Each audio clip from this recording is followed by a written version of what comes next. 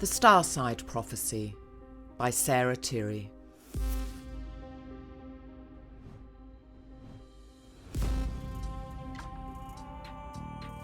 Read by the author. Chapter 3. The Antechamber. The tiny planet overseeing the affairs of over 7 billion souls currently on Earth had been dubbed Starside for as long as anyone could remember. From behind the veil, all souls were nurtured, encouraged and unconditionally loved, but only sufficiently sensitive souls were aware of this. For the great majority of my incarnations, I had felt as alone could possibly feel.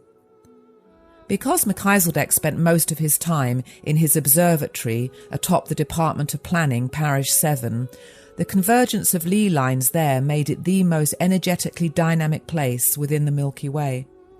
Today I was tucked away somewhere deep in the building next to it, deep in the Department of Birthing and Life Support, a place I often referred to as Death Row.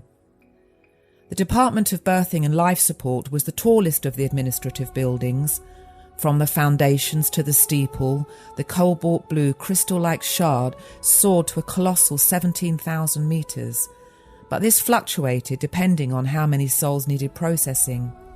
I had woken up in an antechamber, not ready and still unwilling to embark on another lifetime.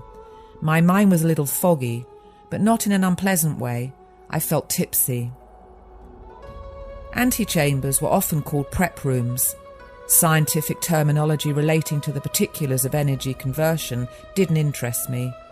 The preparation process basically boiled down to one thing: a stupefaction of my higher faculties as a result of anti-force being applied to my consciousness.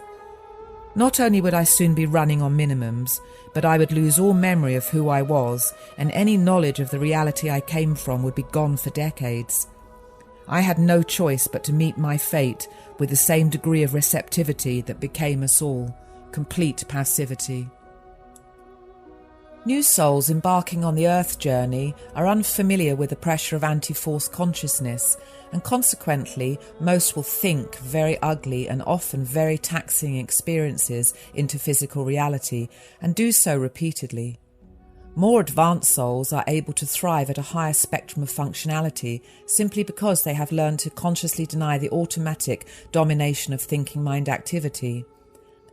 Advanced souls are able to moderate anti-force, enabling them to align with the still small voice of the eternal perspective.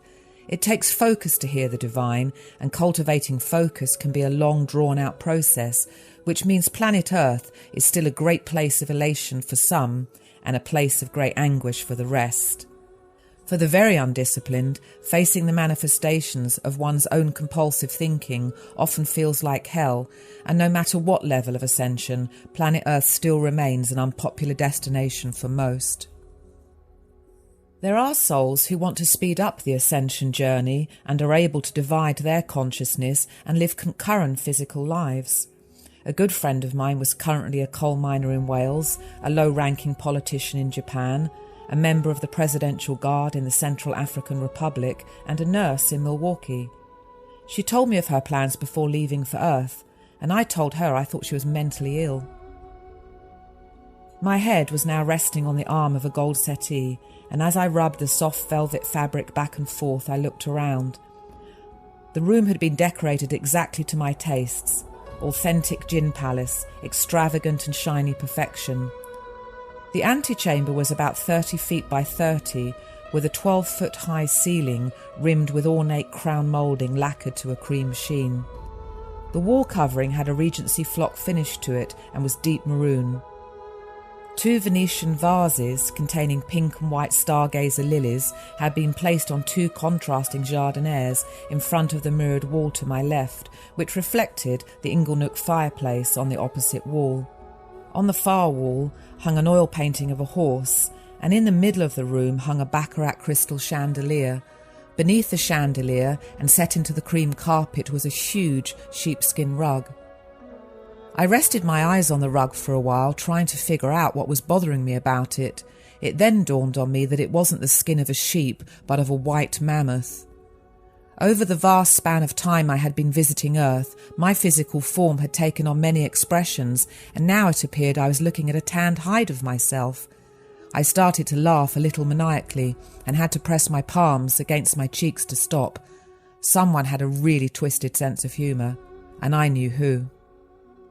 I swung my feet to the floor. The carpet felt plush and unusually warm. In front of me was a coffee table holding a bottle of Chateauneuf de Pape and 2 wine glasses. I poured some wine into one and took a sip. To my right, the logs crackled and the orange flames danced up into the chimney, but the heat was negligible. The fire was not to warm me, but to lull me. I didn't feel particularly lulled, though. I felt like I was in a tomb. The room did not have any windows or doors, and I felt as trapped as a departed pharaoh. Gripping the stem of my glass, I sat back and focused on the music filtering into my awareness. I could hear a cappella choir sing harmonies that reminded me of a short lifetime 4 centuries ago when I had sung as a chorister at a cathedral in Canterbury. I opened my eyes and looked over at the mantelpiece. I could see a xylograph of me at age 9 wearing a Cossack, a hymn book open in my hands. A xylograph is not a photograph taken by a camera, but stills extracted from the 3-dimensional screenings of my many life reviews. I had never enjoyed such jarring reminders of the past, good or bad, and I found the inclusions of the xylographs to be in bad taste, although their frames were exquisite, as if Fabergé himself had overseen their creation. If I could have been bothered, I would have removed the xylos and tossed them in the fire. Not that they would have been burned, but it would have felt very satisfying. Another xylograph was of me during a lifetime in ancient Mesopotamia. I was a young girl sitting between my parents at a banquet. 2 bare-chested servants were standing to the left of my father. It was my birthday, and I was eating roasted goat dripping in honey. My father was holding the large wing of a bird. My mother was laughing. That had been a good lifetime. The xylographs had obviously been cherry-picked to encourage me, and they were placed strategically to remind me that life on Earth wasn't all bad. It'll take a lot more than a few pictures to get me revved up, I thought. Another xylograph showed me as an Eskimo. My home was on the Chichichai Peninsula in northeastern Siberia. I was 5 years old and riding a caribou. In this lifetime I had been trained from an early age to control the invisible forces of spirit. By the time I was 18, I was the youngest shaman to have successfully diagnosed and cured hundreds of different ailments. My family was respected and revered. That had been another good life, and I had died peacefully in my sleep at the age of 71. Alusha appeared on the seat next to me. I did not jump because I had been expecting her. She was wearing a pair of white sweatpants and a black t-shirt, and her hair was pulled back into a ponytail. Her complexion was flawless. I tucked my feet under me and turned to face her, resting my arm along the back of the settee. Alusha knew of my reluctance towards becoming less than I was Starside. Less is more in this instance, Sarah. Your reduced state of consciousness is a real blessing. The inability of the human mind to correlate all its data at once arises from compassion. You could not function in any other way. You would go nuts. I knew she was right, but my laugh was contemptuous. I know, sweetheart. You don't have to explain this shit to me. I've done this more times than you have. Alusha smiled and materialised a packet of cigarettes, a gold Dunhill lighter and an ashtray on the coffee table in front of us. Cigarette smoking Starside had the same satisfying effects on the smoker as it did on Earth, but without the smell or the disapproving looks from those who had not acquired the fondness. Without bothering to thank her, I reached for a cigarette, I lit it and took several long drags before flicking the ash onto the carpet. Alusha laughed. Stub it on the floor if you like. I can create 1,000,000 acres of carpet in a heartbeat. Oh, it takes you that long, does it? I said, throwing my cigarette towards the fire, deliberately missing.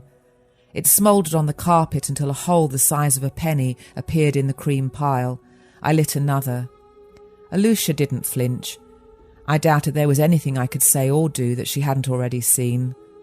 I knew that as soon as his meeting was over and I was securely in utero, the room would be instantly transformed to create another congenial atmosphere for another sojourner on the brink of their next life. I yawned, then tugged at the blanket that was draped over the back of the settee. I smiled, surmising that the crocheted ensemble of various mauve yarns was a prop. I then looked at the pillow resting against the arm and studied the picture that had been hand-stitched into the cream fabric. Silk threads of various hues of greens, blues, indigos and purples formed the iridescent feathers of a male peacock, showing off his plumage in an enormous erect arc. The pillow was likely another prop that I would recognise at some point in my upcoming life, a moment it was expected that I might feel lonely. No doubt the room was full of them. Was the gold settee a prop too? A prop could be anything. A painting, a piece of music, a view, and was intended to stimulate the remembrance of origin, but without stimulating neurotic longing. Melchizedek had anticipated that the longing for home would likely be a weighty burden for most, and the presence of Starside, if known, would become too much of a distraction for those immersed in the separation cycle. Starside, a speck compared to the giants orbiting around it, remains invisible to the astronomer's telescope, but it is estimated that the scientists of Earth will be able to detect its existence in the late 25th century. Was the prominent scent I could smell also a prop? Probably. It was likely to evoke a feeling of remembrance at some point in my future. I looked at the print on the far wall, its original counterpart, a bar at the Folies Bergère by Edouard Manet, currently hung in the Louvre. It was at that moment that I got a flash of psychic cognition. I saw the cheap imitation hanging on some wall next to a calendar with a topless model on it. The image faded before I could connect more dots, but I sensed that during my upcoming life I would spend quite a bit of time looking at that print. Even if one was not able to remember the bigger picture, even if one endured an ongoing sense of isolation, a temporary feeling of being connected to some greater mystery was often inspiring. I always felt that the hardest part of the Earth journey was the feeling of being cast out. Alusha was acting as my guide, and despite my impertinence I was glad to see her. She knew it. Her role, Starside, was that of Dreamtime consort, but the hierarchy thought she should fill in as my guide because we had been friends for a long time, and she was more sensitive to my energy than most. She knew how to handle my objections without inciting too much unnecessary conflict. Alusha smiled at me, and she too tucked her feet up under her. I could tell she was poised to go through my life plan. You do know, Sarah, that the responsibility of formulating a life plan rests upon the shoulders of the one who is to live that said life. But the last time you were asked to do so, several years passed. Melchizedek made it clear that this time he would not permit that level of procrastination. I really hope you understand.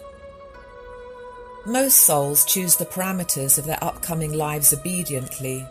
With the input of a guide, they make their selections from an infinite array of possibilities and fashion the timelines in accordance with their preferences. Whatever their karma or pending lessons, those responsible Starside for its implementation ensure the participant's life intersects with the lives of those whose existence have complementary agreements.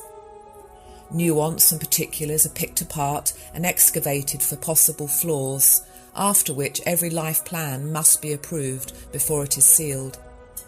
I had not been invited to participate in the construction of my life plan this time, which was an anomaly.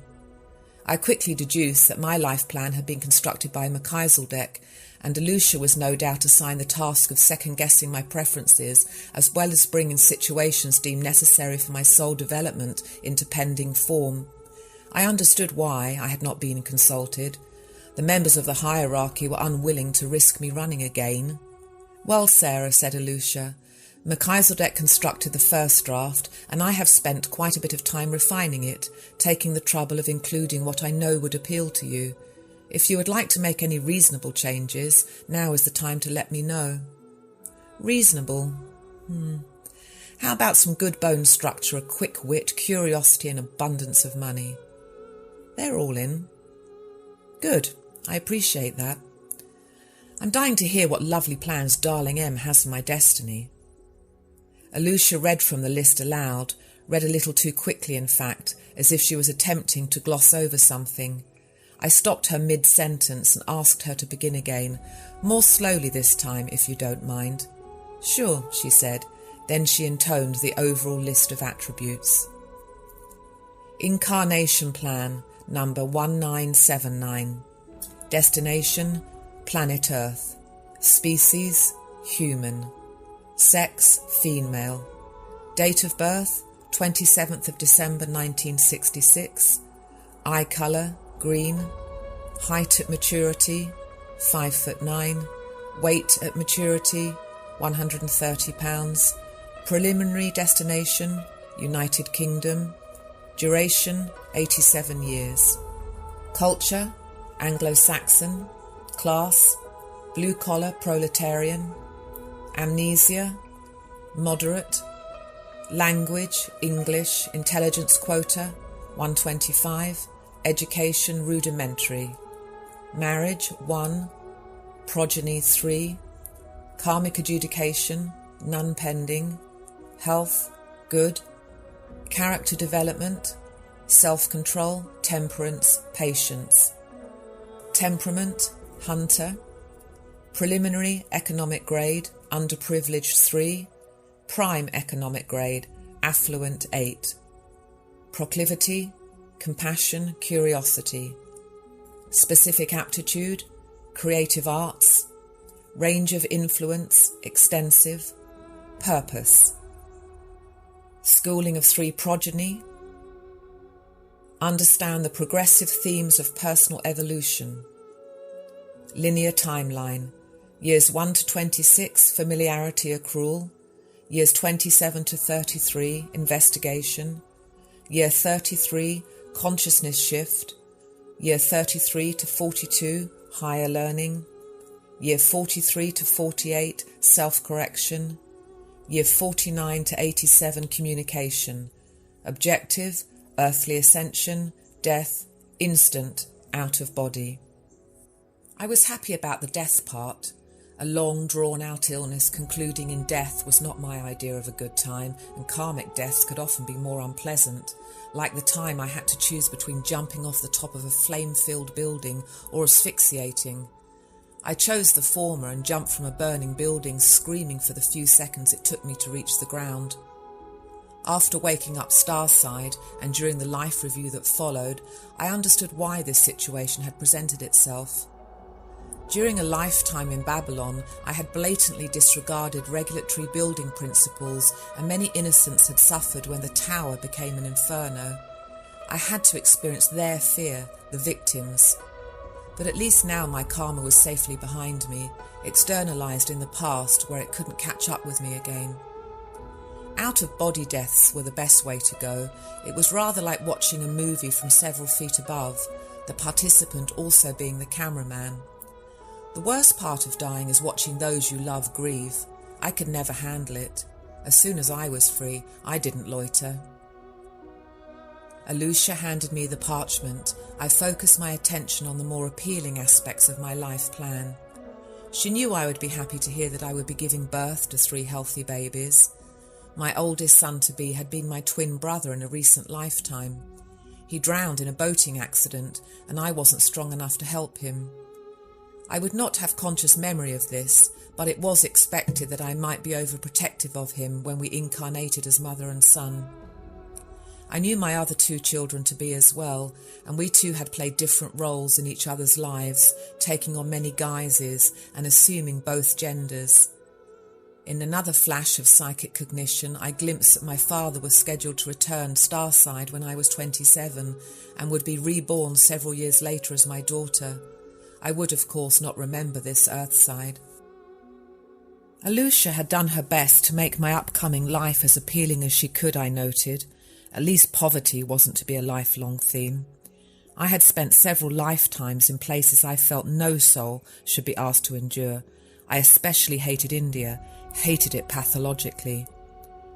To be born in the British Isles met with my approval, and so did marrying a man I respected more than any man I had ever known. But I still hadn't entered an amiable stage of acceptance. And so, instead of expressing gratitude, I said, Not much revealed in that little list, is there? But I'm quite certain that if you need to get some direction to me along the way, you can do so in my dream time. I promise not to block you. You won't be able to block me, Sarah. You won't have the strength. I could see that Alusha immediately regretted saying this, but it was too late. My muscles tensed. I wouldn't have the strength. I knew why without asking. For endless years, I would just be the little me, not the big I. I would simply be the accumulation of trivial desires, demands, prejudices, petty ties, tyrannies, and emotional baggage, and this would continue until I managed to reject the pressure of the anti-force and allow the recollection of who I was to resurface. Until this higher knowledge passed into the field of my everyday consciousness, the anti-force would grab at me, ensnare me, and I would suffer because of it, and so would those I loved. I looked at Alusha, but my expression was bland. I then focused my attention on the fire as I waited for my composure to return. It wasn't long before I felt a flicker of stoicism mature into something strong enough to annul the fear, and then, finally, acceptance began to set in. My childhood learning would be demanding, but so what? There wasn't much I hadn't endured, and I was still alive to tell the tale. The third decade of my upcoming life was destined to be challenging, but big deal. What wasn't challenging about life on Earth? I was scheduled to undergo some sort of awakening during the 33rd year of my life, and this part made me flinch. Most souls in the Ascension program only wake up when the shit hits the fan, which meant only one thing: suffering. This was what Alusha was referring to when she had let it slip that I wouldn't have the strength. Whatever it was that was destined to happen would break me, and then I would have to rebuild myself. Countless souls had arrived home Starside, not having managed this, and over many millennia I had been among their ranks many times. I could still hear the voice of my guide ringing in my head. "Welcome home, Sarah. Don't worry, you are an eternal being and will get it eventually. Now let's see what chaos your mind has caused this time around." Then, while I cringed, I was obliged to watch every screw-up I had ever been responsible for, intentionally or unintentionally, through the perceptions of those I had negatively affected. The shame and remorse I felt was torturous, and I felt unworthy of forgiveness, let alone redemption. It was only when my guide had walked me through all the times that I had helped my fellow man by showing love and demonstrating compassion that I was able to focus properly again. He had mused that, by comparison to some souls, I had done quite well and had eventually been able to extend some compassion towards myself. But life reviews were grim and testing, and I had always hated them. Alusha reached for my hand, gently stirring me from my reverie with a squeeze. "Sarah, we are all aware of your limits. He won't push you further than you can go." Alusha's voice had a lilt to it that was soothing and reassuring, but also mordant. She might as well have said, "No matter what, you will endure and you will prevail, because being immortal means it cannot be otherwise." The bombardment of life lessons and the suffering that often followed, which led to the next lesson and its attendant suffering, as if dominoes falling, had long since been a useful condition to spur the development and expansion of consciousness. Without it, no one was challenged. After a particular series of harrowing lifetimes, I had come to wonder if it would always be that way, and not just for me, but for all souls taking the journey. But according to Melchizedek, it wouldn't be. He had sounded supremely confident. "Sarah, you don't have too much left to learn, you know that," said Alusha. "And assuming you remain focused, this might very well be your last trip. If that's what you want, of course." "No, Alusha, darling, I think I'd like 1,000 more lives. How about a nice warrior clan in 23rd century Los Angeles, or maybe a homeless addict in Birmingham? Perhaps I could be born with a cleft palate to a teenage mother in Cambodia." Alusha shook her head. "Let's get back to business, Sarah. Any last-minute requests?" "Just like on death row, huh?" I said, taking a sip of wine. Alusha laughed again, but her eyes were full of compassion, even sympathy, and in that moment I felt like I could have asked her for anything and she would have granted it. I inhaled deeply and said, "Yes, I do have a request. I want to see sooner." "When?" "Now." "Sure." Alusha focused her attention on the mammoth skin rug in front of us until a small fluffy dog appeared as a hazy molecular structure that rapidly transformed into the animated form of a much larger dog. I saw a flash of my future again. Suna would first incarnate as a poodle who had come into my life as I passed through some difficult teenage years, and then again 30 years later she would show up. I would recognise her soul. From incarnation to incarnation, she never forgot mine. Ah, my trusted steed. Suna, broad-chested and heavy, spun around when she heard my voice and leapt into my lap. During a life in 2nd century Mongolia, the first time in the physical that our souls had chosen to connect, Suna was a horse. Back then it was not customary to formally name a horse. They were distinguished only by colour, of which several hundred words existed. But I chose to name my horse Suna, and after a few repetitions of calling her name, she responded. She was headstrong and wild, but I had broken her in gently. I had always loved animals, and in that life I was kind to them, never resorting to the brutal measures the elders of my tribe insisted upon when rearing or training them. I never saw my horse as a commodity either, but I kept those sentiments to myself. I trained her discreetly away from those who might consider me soft. I hand-carved my saddle out of wood, moulding it to the contours of her exact form so meticulously as not to cause friction against her hide, and I covered it with layers of finely spun camel's wool. For many years Suna was my companion, my transport, and ultimately my shield. After rearing up to protect me from the arrows of some Chinese nomads, arrows intended for me, she fell backward, breaking her rear legs so badly the cannon bones in both jutted out through her skin. I played dead while the bandits passed through, and I had to listen to my horse writhe and groan as she tried and failed to stand. An endless stream of blood gushed from her puncture wounds in her chest, and I could hear her pain in her breathing and her resignation to her fate in the gurgling coming from her throat. Unable to bear it any longer, I shot an arrow into her temple.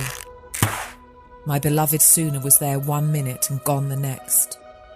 Utterly bereft are the only words near to describing what I felt, but they don't really come close. I have never been able to adequately describe the pain of that particular loss.